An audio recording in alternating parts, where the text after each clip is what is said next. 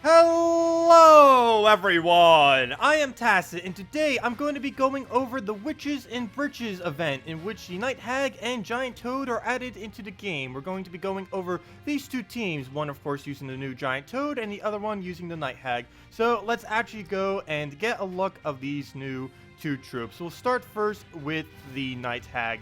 The Night Hag halves an enemy's attack, or halves their magic, or turns them into the Toad, which is the other troop that we are getting this week. She is a little bit inconsistent, quite random in her ability, but if she can actually get that transform, she will be very, very useful. The only bad thing is there already is a troop that can half attack, which is Wayfinder. So Wayfinder, with the lower mana cost and the damage that it actually does, as well as the double damage to green, is a bit better than that of Night Hag.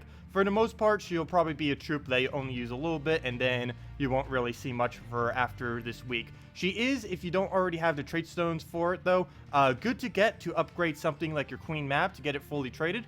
Queen Mab takes 10 of the Arcane Spirit trait stones for her second trait and 6 for the last. So that would be something really good to pick it up for if you didn't get it last week with the Merchant's Blade that was up. So next up we have the Giant Toad. Giant Toad is pretty interesting. It's already very similar to a weapon that we get at 40 yellow and 40 blue, which is damage, a hero weapon for 12 mana, which does damage to an enemy and then brings them to the first slot. Well, Giant Toad does the exact same thing, just at a slightly lower damage, but he does it for only 9 mana cost, so that is pretty good. Even though he is only a common, he can be pretty decent. He also can get the 50% bonus if you have to have a fully traded Nature's Guardian, and there are quite a few synergies that you can use with him, just dragging something up to first slot and then killing it with something else. One other thing to note about this troop is it is the first troop in the game, or the first common, I mean, to have the big trait, because it is giant. And that will help quite a bit with the fact that he has regeneration to make sure that he does not die. One other thing to note is the Night Hag is actually the first thing to have a Mystic Bond. This won't really come into play too much because there isn't any really good Mystic synergy she can do. If there was ever a lot more Mystic Undeads added to the game, she'd probably be a lot more useful in that regard, but currently there's only one other Undead Mystic, and it doesn't use magic at all. One reason why I said she might be pretty useful eventually is Undead and Mystic, both when you have 3 of them in a team, both give an additional magic, so you could get quite a bit of extra magic if there's ever some synergy with her in the future. But currently, unfortunately, there is not, nor does her ability even scale off of magic. Magic does literally nothing for her ability. As you can see right there at the bottom, she gains absolutely nothing from magic. She just doesn't get magic gains because her ability does not use it. So let's go now and go over to the redeem code for today. It is PQWARXPBLA, and that gives a normal reward for the first 250 people to claim it of 2 treasure maps, 1 gem key, 200 souls, and 2,500 gold. And I have been seeing some people talking about this lately, and we do give codes out every single day on this channel, as well as do Gems of War videos every single day.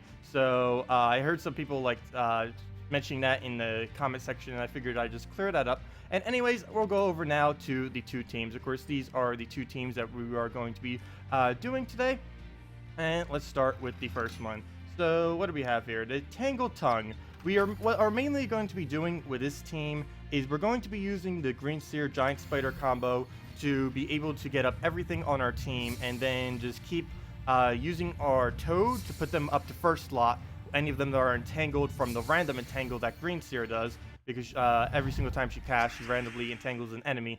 So that combination, we should be able to do pretty good to be able to focus out the most important things on the enemy team and just kind of go from there. The first slot on his team is actually the most dangerous, so we are going to need to focus on that. We use every single color on this team except brown and red. If you really wanted to, you could put something like a Lava Elemental in first slot, and that would help to make this team a lot more tankier. You may have noticed I actually did a -1 banner on this. The main reason for this is so even though we have 3 things that use green, the main reason for this is because we are getting a double blue and a +1 to yellow. We need this to be able to get up our green seer quicker, and we need this to be able to get our giant spider up quicker. And as long as those two can loop between each other, it doesn't even matter if we have a -1 on green, because we're still going to be able to get the mana that we need. So right here, there is a skull, and we do have an entangle. He does entangle and places Hunter's Mark on the first enemy, so we'll throw that down. I don't believe there's enough on the board for us to get an extra turn, which there isn't, but now it'll do 0 damage, so we don't need to worry about that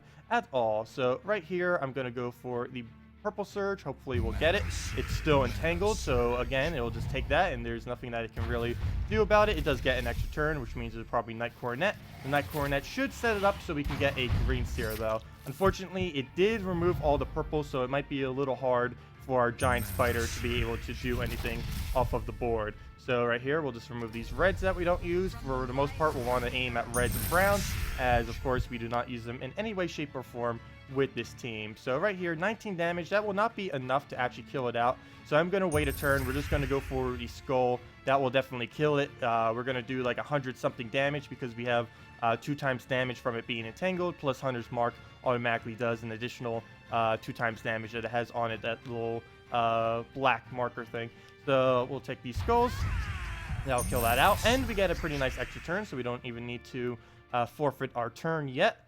We'll do this on the yellow, just to make sure our green seer gets all the way back up, give us some options. I'm going to actually cast this green seer now too. I'm hoping that we get an entangle out on the Night Coronet, which we did miss, but let's see, will we be able to get her mana up? No, we will not. Oh well. And there's, oh wait, yep, there we go, perfect. So we can get the extra turn off of there. There's definitely enough green that we can get that down now, so we can go cast that. We can pretty much spam that. As long as there's 13 or more greens on the board, you can just keep spamming the Dire Wolf's ability, and you should be fine. Even just with that alone, earlier on in the game, you could probably just kill things straight up with it. So we'll just take this.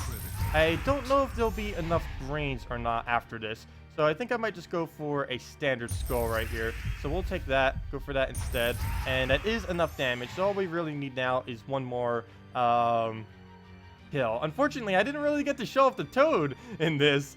We do get to drag things up to the first slot, but the order of the team that we were currently facing didn't really need too much of that switching. But of course, even if you don't need him for the switch, he will do some damage. And if they have summoners, that can work pretty well too, because it forces the summoners to have to go into the back slots. Whereas if there was an empty slot in first slot, it would then go up front as a tank, but now it would go towards the back in some other position, which wouldn't be the tank position, which would make it slightly less annoying for those troops that keep spamming summoning over and over and over again. And let's see, there should be enough green. I'm not going to bother counting. I hope that's enough. Okay, good. It is. And one skull should do it. There we go. And that is matched. So that is the Toad.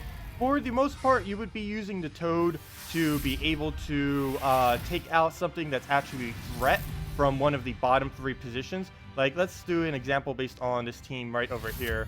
Like, what would be the biggest threat for it? Like, for example, on this team, we would want to drag up the Valkyrie from this team and move it up to first slot. The main reason for this is the Valkyrie will be converting over all of a selected color into blue, which will help Queen Mab out a lot, because they both use blue, and the fact that they also gain an extra turn whenever there are 13 or more blues on the board. So we'd want to basically do the exact same thing that we just did, but focus it on the Valkyrie, drag it up to first slot, kill it out with our Dire Wolf, and then kind of just go from there. But anyways, that's not what we're going to be doing. We're going to be going over now to the Gorgotha Double Wayfinder and Night Hag build. We're going to be doing this, as I mentioned earlier. Wayfinder is basically a stronger version of Night Hag. The main reason is transforming a troop isn't particularly strong, particularly earlier on in the game. Like Night Hag, you probably won't even need, if you're like under level 300 or so, I don't even think you need more than one Night Hag. Maybe just get it for the sake of having a copy of her, but that's about it. The main reason is having anything on an enemy isn't going to be as much as how high you can get something's magic. Like you can see, if we have any of these things attacked, it's only going to be 8. That's only going to be 8 as well. That one's going to be 9. If we have their magic, That won't even do anything to the Valkyrie. The Queen Mab, it's only going to be taking out 5. Doesn't even do anything to the Soothsayer. And with the Giant Toad to transform, the Giant Toad's already going to have so much HP, it's going to be fairly similar to what we already have here, maybe just slightly lower. And something like a Wayfinder, just in general, would displace more damage than a transform to a Toad. But we're going to be using this. It is the event this week after all, so we will be trying it out. One reason why we're actually using a double finder, well, there's actually 2 reasons. For one, we'll be able to keep doing the half reductions. There's a 33% chance on our Hag, as well as a 100% chance on our Wayfinder that will be able to reduce their attack by half. The other reason is because it transforms into a Giant Toad, and as we saw earlier, the Giant Toad is a green. So our Wayfinders, if we do get a transform off, we'll be able to do double damage because of the green. Just like on the Soothsayer right here, if we go, and I see those skulls, but I'll just ignore it. We can just go for that, and the double damage from the green, we'll be able to do that. So if we can transform anything to a Toad, we'll be able to do that exact same thing, do twice as much damage to them. And a level 12 Toad, I didn't double check this. Well, actually it would depend on stats quite a bit. But I believe earlier on in the game, a Wayfinder would be able to one-shot a level 12 Toad. But that does depend on kingdom bonuses. I believe mine won't, but I'm pretty sure earlier on in the game it would. So, let's see.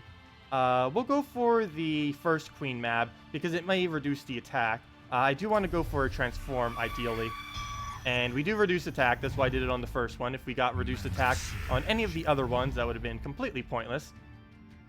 Or for the most part, anyways. But we'll just do a skull and kind of just ship it down now with the Wayfinders.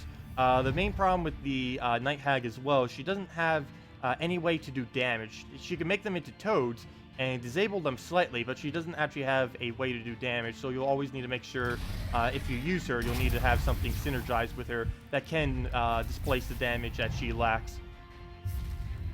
So, right here, do we have enough to kill with that? No, we do not. So, let's try transforming this Valkyrie. Valkyrie may still be a little bit annoying. As I said earlier with the Toad thing, she is still a vital part of this team, but we only get the attack reduction, which is what Wayfinder does, plus damage.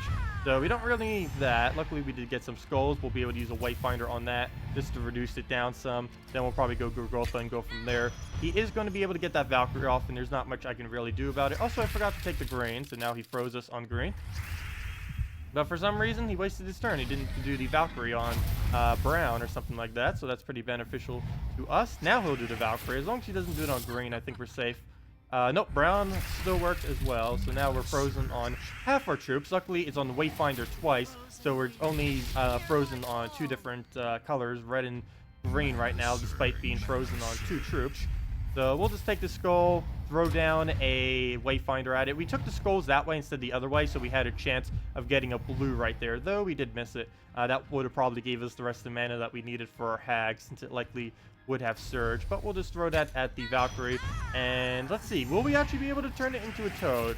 I highly doubt it. I don't know for sure if it's a 33% chance of all 3, or if the chance to transform is slightly lower on it.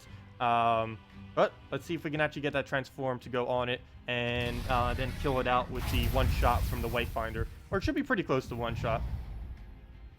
So he'll do that. Come on, let's see the transform. Let's make it into a Toad. Nope, magic reduction, which isn't that bad, having their magic by 5, especially on something like a Queen Mab. Queen Mab does get quite a high magic due to the arcane on her, so we did reduce her magic by 9 by doing that. So let's just take some browns and some yellows and see if we can actually get a Gurgotha off, so we can refill and hopefully get a transform off of it. And we got a skull over there. I'm trying not to kill it, and the AI is basically trying to kill itself. But maybe I should poke at it. If I don't go for the kill, it might actually end up killing me. So let's just throw one of these at it. That way we will not die if one of our Wayfinders doesn't have mana. Probably should have done the last one, just so we had a higher chance of not dying. Or never mind, it has reduced damage, so it still would have died. But we'll throw this out. Come on, get the rest of our mana. There we go. Oh, nope, I accidentally killed it. Oh, we don't get to transform it into a Toad. But those are the 2 new troops. As far as using them, they're both more towards the weaker side. The only one I could really find to be viable in any situation at all is the Toad. Let me go and just real quick show the weapon that I am referring to real quick. I believe if I just type in pull, yes, Lion and Tiger. This was the hero weapon I was referring to. You obtain this weapon as 40 yellow and 40 blue hero mastery. And it pulls a troop to first and then deals damage to them and stuns them. So it's pretty much just like the Toad, except it does a little bit more damage, and it also has that stun attached onto it as well. But for the Toad's lower mana cost, you can get quite a bit of value out of the Toad. As far as the Hag, I'm pretty sure it's just going to go mostly unused, just like the other Hag. It's just fairly too weak to ever be extremely viable in a team. Anyways, that'll wrap it up for this video. If you guys have any questions about anything Gems of War related, feel free to leave it in the comment section below. Thanks for watching, and have a wonderful day.